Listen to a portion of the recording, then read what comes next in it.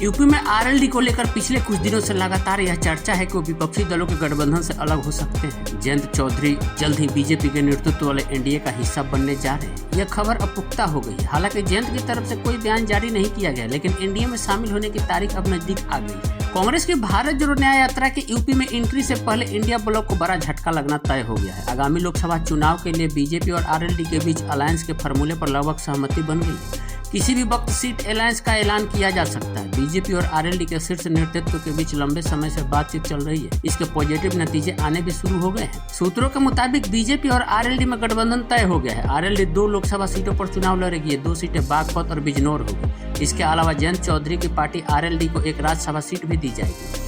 दोनों दलों के बीच गठबंधन का ऐलान 2 से 3 दिनों में हो जाएगा। कांग्रेस की राहुल गांधी के नेतृत्व में न्याय यात्रा 14 फरवरी को यूपी के चंदौली में एंट्री करेगी। उसके बाद प्रदेश में 11 दिन तक यात्रा चलेगी। बताते चले कि विपक्षी दल लगातार दावा कर रहे हैं कि जयंत चौधरी और उनकी पार्टी आरएलडी इंडिया ब्लॉक का हिस्सा है और आम चुनाव में मिलकर लड़ेंगे। हालांकि जयंत ने इस संबंध में चुप्पी साध रखी है। कहते हैं कि उन्होंने अपने दरवाजे दोनों तरफ खोल रखे हैं। पश्चिमी यूपी को जाट, किसान और मुस्लिम बहुल इलाका माना जाता है। यहाँ लोकसभा की कुल 27 सीटें हैं और 2019 के चुनाव में बीजेपी ने 19 सीटों पर जीत हासिल की थी, जबकि 8 सीटों पर विपक्षी गठबंधन ने कब्जा किया था। इनमें 4 सपा और 4 बसपा के खाते में आई थी। लेकिन आरएलडी को किसी सीट पर जीत नसीब नहीं हुई थी। यहाँ तक कि जयंत को पश्चिमी यूपी में जाट समाज का भी साथ नहीं मिला था।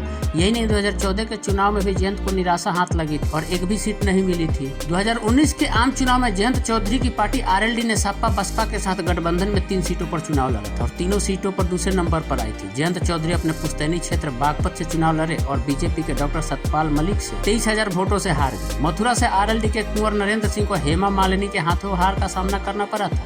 इसी तरह जाटों के लिए बेहद सुरक्षित माने जाने वाले मुजफ्फरनगर सीट से अजीत सिंह पहली बार चुनाव लड़े थे और बीजेपी के संजीव बलियान से 6500 से ज्यादा वोटों से हार गए थे।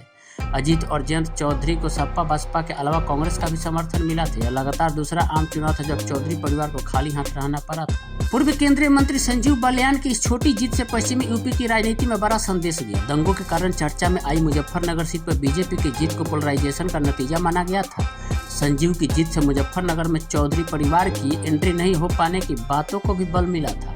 आरएलडी को 2014 के चुनाव में सिर्फ 0.9% वोट मिले थे, जब सपा और कांग्रेस का साथ मिला था। लेकिन 2019 के चुनाव में बसपा के साथ आ जाने से आरएलडी का वोट प्रतिशत बढ़ गया था और यह 1.7% वोट शेयर हो गया था। इससे पहले 2014 के चुनाव में आरएलडी ने कांग्रेस के साथ मिलकर 8 लोकसभा सीटों पर चुनाव लड़ा था और सभी सीटों पर निराशा हाथ लगी थी। मथुरा से जयंत चौधरी को हार मिली थी। बागपत से अजीत सिंह, अमरोहा से राकेश टिकैत, बिजनौर से एक्ट्रेस जया प्रदा, बुलंदशहर से अंजू उर्फ मुस्कान, फतेहपुर सीकरी से अमर सिंह, हाथरस से निरंजन सिंह धनगढ़, कैराना से करतार सिंह भराना मैदान में उतरे थे और इन सभी को हार मिली थी।